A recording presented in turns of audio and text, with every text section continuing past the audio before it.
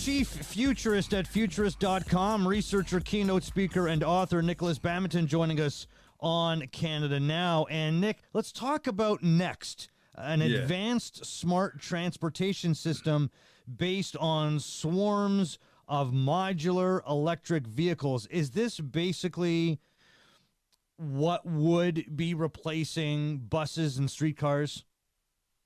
So I've been talking about autonomous electric vehicles that swarm together to be useful. And I've talked about them in the context of farming. It seems sensible, lots of small robotics and automated vehicles working together, where there's drones and things on the ground and whatever.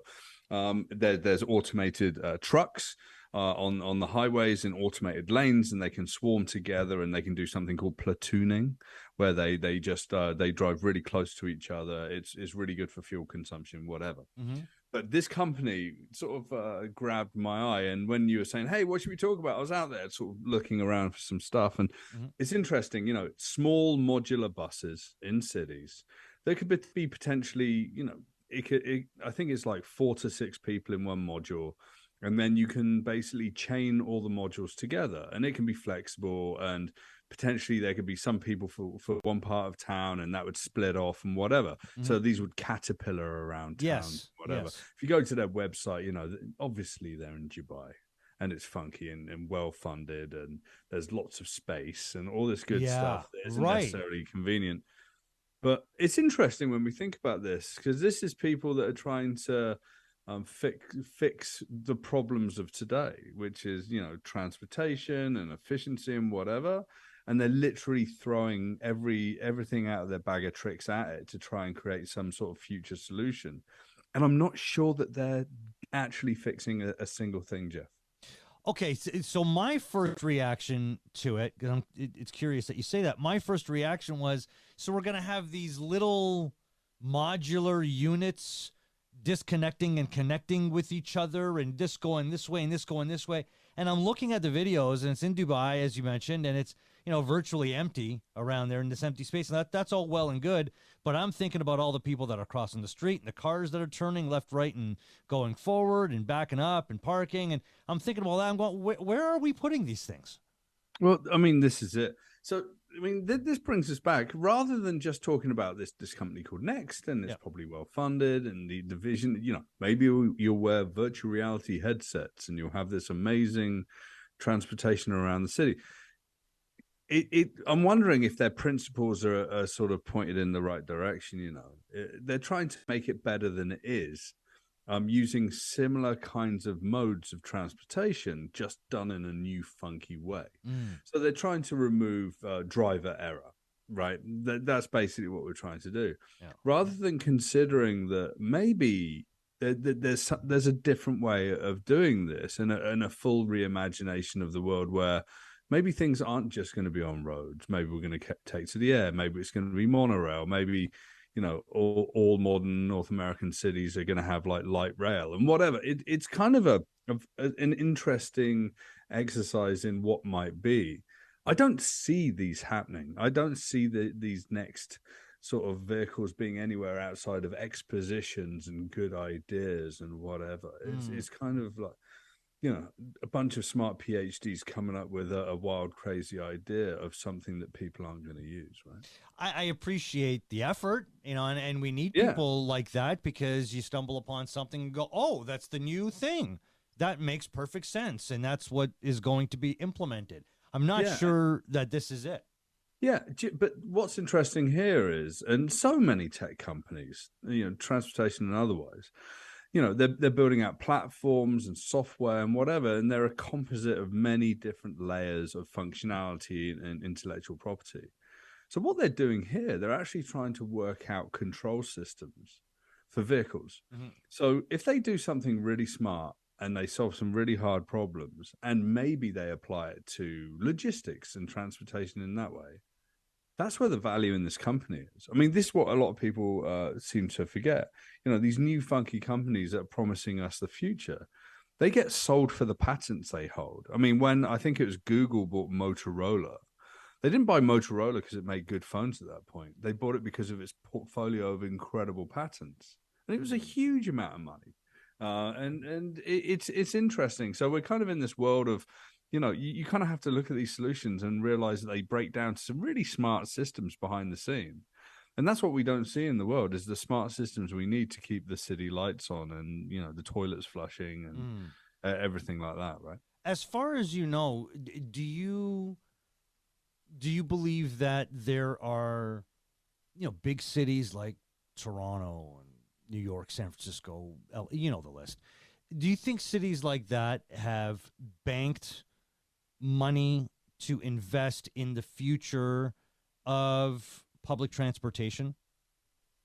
It's really interesting. I think I read something the last couple of days. Elon Musk and Tesla, they're going to build a digital twin, a simulation of San Francisco, which is kind of like the most atypical North American city. There's no other city that's like that.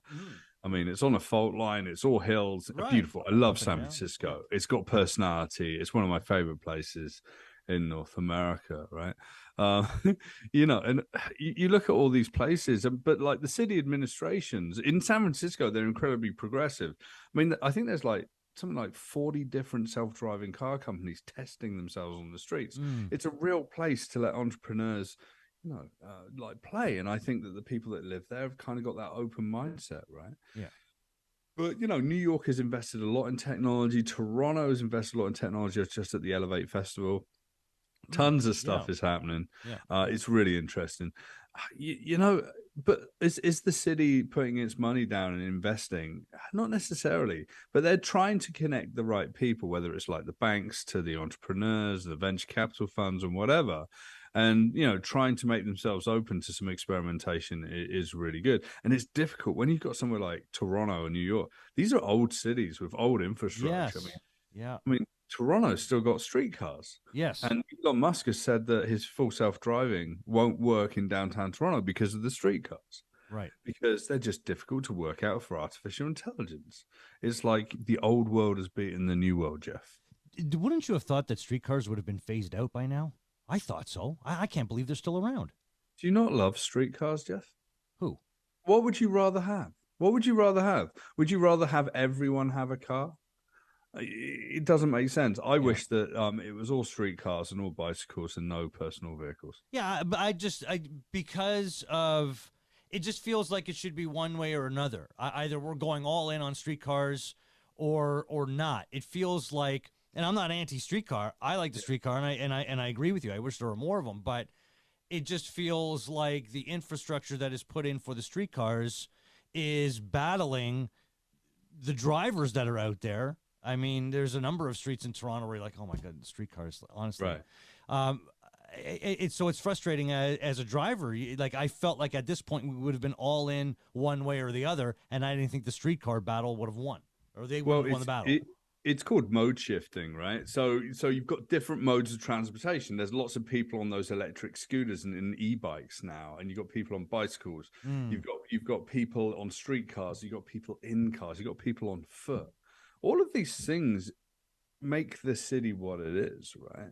But what's the priority? Obviously, it should be like pedestrian and bicycles first, and then other modes of transportation. Like personal vehicles should be like last on the list, right? We should be encouraging people to use more public transportation. We've got a long way to go. I was on the bus yesterday coming from downtown, and I had to take a streetcar, and because of construction I had to take a bus.